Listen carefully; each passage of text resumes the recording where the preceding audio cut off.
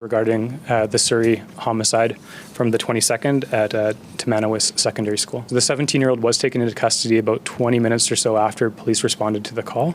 He was held in custody for a period of time and has since been released from custody.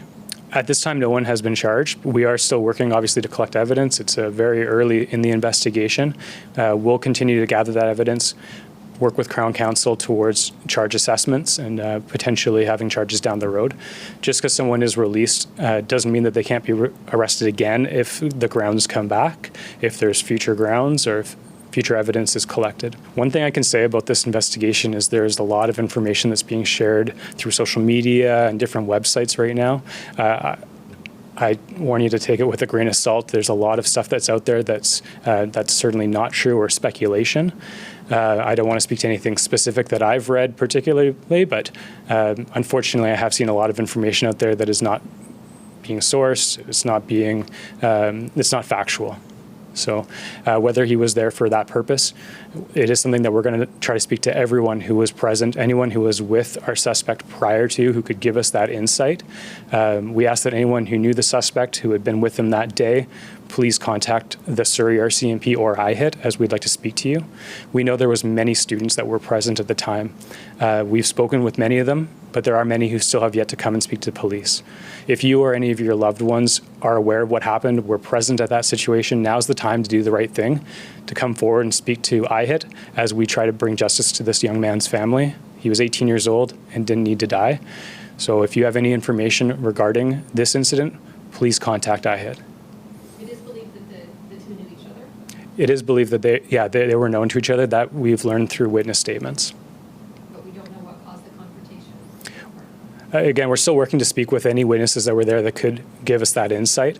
Our understanding is that they knew each other. The extent of that is something we're still working to learn. Anyone who had been with either the victim or the suspect in the days leading up to it that have any insight on what would have led to this conflict, we ask that you please contact IHIT or the Surrey RCMP, as we'd like to speak to you. Is he the only suspect? At this time, there was one suspect identified at the onset. Surrey RCMP officers who attended the scene were able to identify that person through witness statements. They were able to track the person to a residence in the area where within approximately 20 to 30 minutes he was taken into custody safely before anyone else could be heard. And he's a student at Tamanawis? Yeah, it's my understanding that the suspect was a student at the school. But the victim is not? Correct. Yeah, the victim was not a student at the school at the time. The suspect was a student there. It's always concerning when there's violence of this nature, specifically when it's with younger people, a 17-year-old and an 18-year-old that were involved in this. It's horrifying to see violence like this at such a young age. We just ask that any parents continue to speak with your kids about this. If they have concerns about their kids' safety at school, I know the Surrey RCMP has a very strong partnership with the local high schools and elementary schools. They have officers that are regularly patrolling those areas. A testament to it would be the response on the 22nd.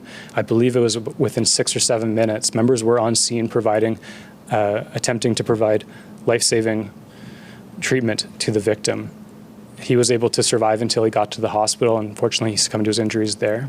But because of the quick response of the Surrey RCMP, they were able to provide that treatment to him and then identify a suspect and take that person into custody before anyone else could be heard.